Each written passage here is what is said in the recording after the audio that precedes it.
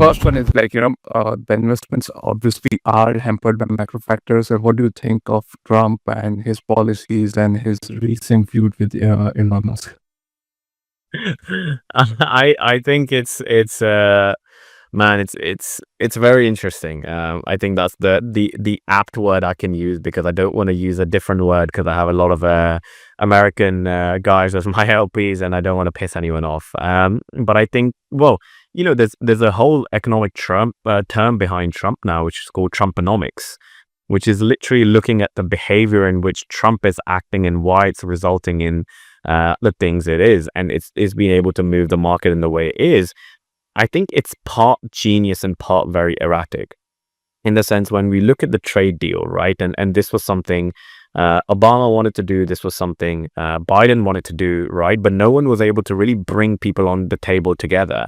I think what almost Trump did, and I was with Kevin McCarthy, right, the 55th Speaker of the House, a few weeks back, right, and he was sort of saying this about the strategy, where his whole thing wasn't to, I mean, not to speak for himself, I think this was just my understanding of what he was saying, was he wanted to bring everyone back to the discussion table.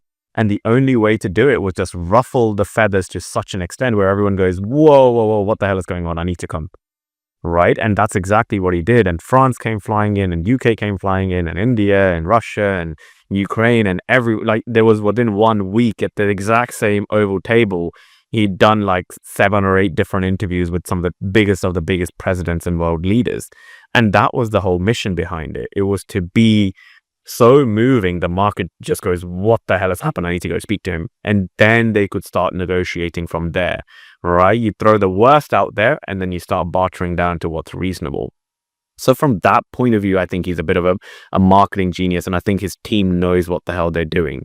From the general consensus of what's happening with Elon, and him, it's very hard to say. I think at a certain point, I think Elon is right, because the whole reason he was put into DOGE, right, the Department of Governmental Efficiency, was to make the overspending, which has been the root cause of why many are saying US in the next 10 to 15, 20 years will be a depleting economy, was because the government debt is too high. Now, with the new bill Trump has passed, he's just added $2 trillion to existing debt, which the US government already has, which rightly so made Elon go, what the hell, dude? We've been talking about this for the last year. I was championing you in my rally, spending over $250 million to talk about how we're going to go do cuts. And you've gone ahead and just done the complete opposite. Now, again, I don't know if this is meant to be a scare tactic, or if this is meant to be something with deeper behind it.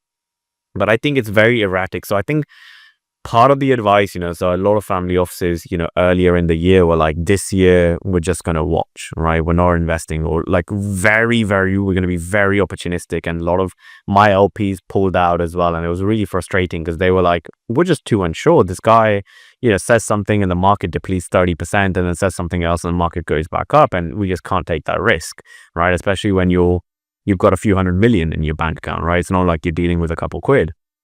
So I think from that perspective, you need to be, one, very careful, but also I think this year is the year, if you're a smaller investor or sort of medium size, I think being cash heavy will serve you well, right? Where markets, and the thing with the market is the market will always overreact. That's the standard nature of the market.